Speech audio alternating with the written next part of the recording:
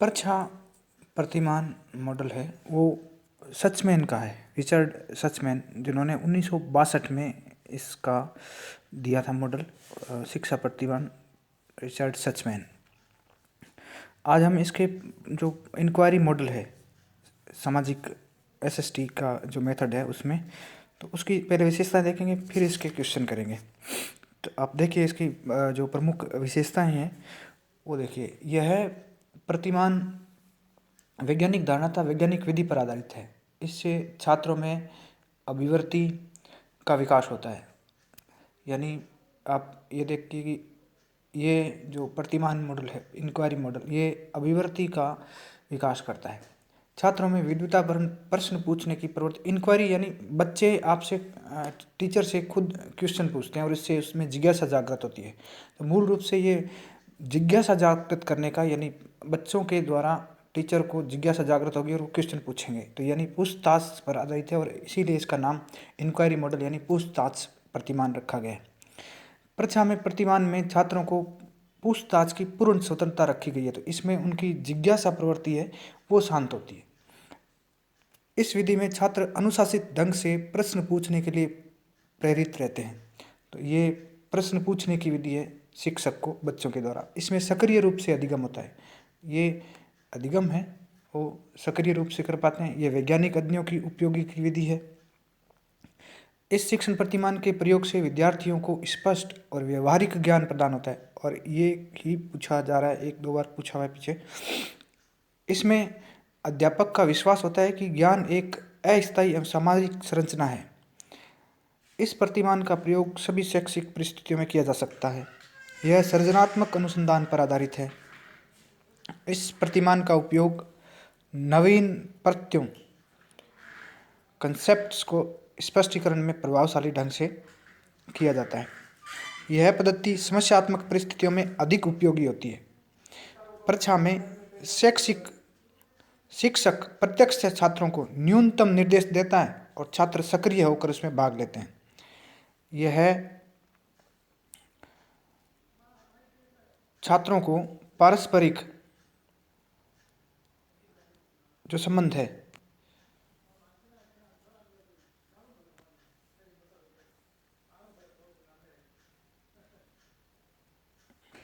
ये आप देख रहे हैं। परीक्षा में शिक्षक प्रत्यक्ष छात्रों को न्यूनतम निर्देश प्रदान करता है। यह यानी छात्र खुद सक्रिय रहते हैं इसमें और सक्रिय रहकर वो अध्ययन करते हैं। यह प्रतिमान छात्रों में पारस्परिक संबंधों व सामाजिक दक्षताओं के विकास में अत्यंत उपयोगी होता है।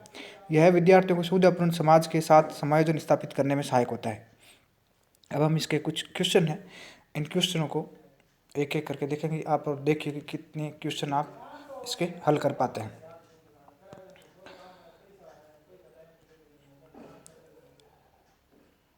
तो इसका जो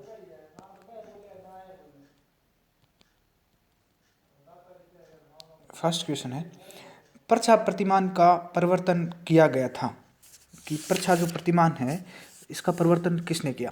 तो इसका उत्तर आप सब जानते हैं, रिचर्ड सचमैन। इंक्वायरी प्रतिमान का प्रारंभ कब किया गया? तो इसका आंसर है वो पद्धति बनाई 1962 में सचमैन में, लेकिन इसको प्रारंभ करने का जो वर्ष है वो है 1966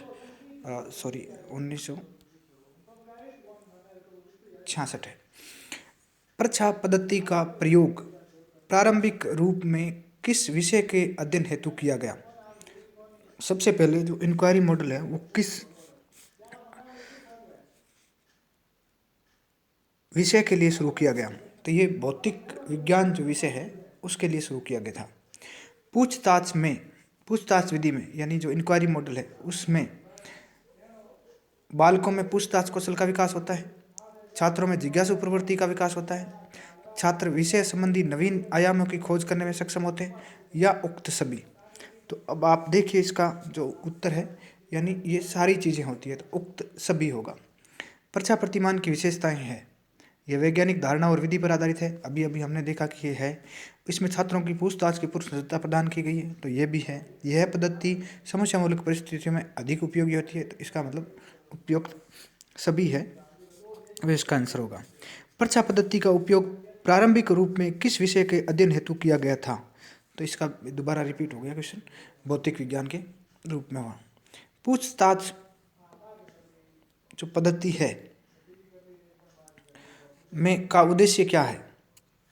तो इसका भी छात्रों में वैज्ञानिक दृष्टिकोण विकसित होता है, विद्यार्थियों में भाषा का बोध एवं सकारात्मक कौशलों का विकास होता है, छात्रों में ज्ञानात्मक कौशलों का विकास होता है, यानी उपरोक्त सभी।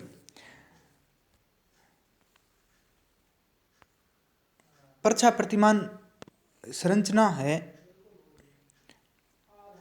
का सोपान नहीं है वो बताना है।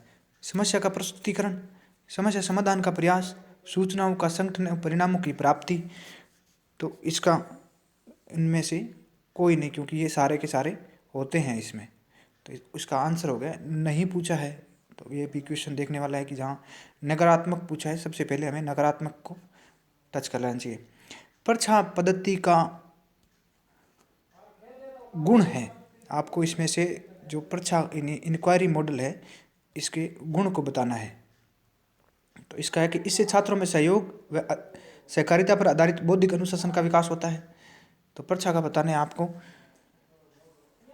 इससे छात्र के अध्यापन के बिना अध्ययन कर सकते हैं। तो ये अपने आप में गलत हो गया, क्योंकि शिक्षक के निर्देशन में ही इसका किया जा सकता है। इस विधि के द्वारा अपने प्रश्नों के उत्तर प्राप्त करते हैं। इस विधि के द्वारा अपने प्रश्नों के उत्तर प्राप्त करते हैं। और इसमें पूछा है गुण, उक्त सभी। तो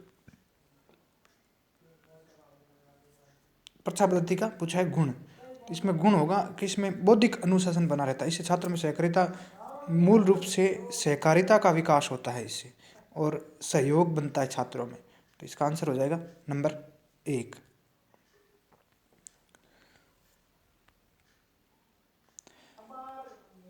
परीक्षा प्रतिमान में विद्यार्थी निम्न के अलावा शेष सभी कार्य करते हैं। वो कौन सा कार्य है जिसको छोड़कर बाकी सभी कार्य करते हैं?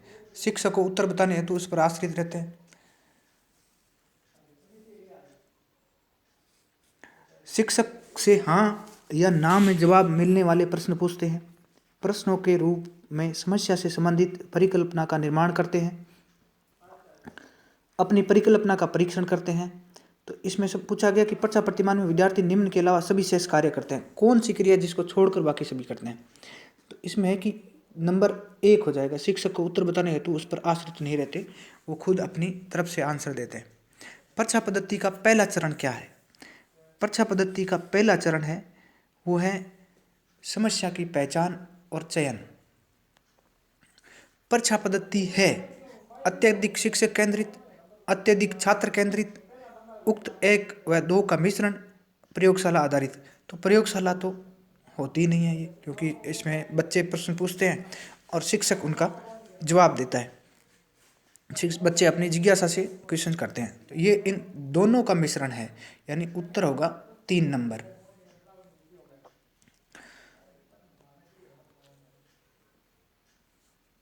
नेक्स्ट है अनुभविक साक्ष्य होते हैं, यानी अनुभव पर आधारित साक्ष्य हैं, वो कौन से होते हैं?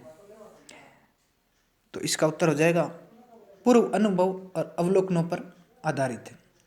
अनुभविक साक्ष्य के संबंध में सही तथ्य है, ये प्रेक्षक के पूर्वाग्रहों धारणाओं से संबंधित नहीं होते, बशर्ते कि किसी प्रयोग पर आधारित हो। ये किसी सिद्धांत की पुष्टि के लिए आवश्यक होते हैं। ये प्रयोग के निष्कर्षों एवं प्रेक्षकों पर आधारित होते हैं, उक्त सभी। तो इसका है ये सारे के सारे हो जाएंगे। सचमैन का परीक्षा मॉडल है आगमनात्मक, निगमनात्मक, आगमनात्मक एवं निगमनात्मक दोनों, उक्त में से कोई नहीं। तो जो ये सचमैन का परीक्षा मॉडल है वो आगमनात्मक पर आधारित है। परीक्षा प्रतिमान में शिक्षक को निम्न कार्य करने चाहिए सिवाय, यानी किसी एक को छोड़कर। तो वो कौन सा है जिसे एक को छोड़कर सारे कार्य करने चाहिए? एक रुचिकर एवं पेचीदा समस्या का तैयार करना, तो ये है। छात्रों के प्रश्नों का हाँ या ना में उत्तर दे सकता है वो। सभी शीघ्र संदर्भ के लिए डाटा शीट तैयार करना, ये भी उसको करना चाहिए। छात्रों को परिकल्पना की जांच टेस्ट करना, ये नहीं होगा। इसका मतलब सिवाय पूछा है तो इसको छोड़कर बाकी सारी परीक्षा प्रतिमान में होता है।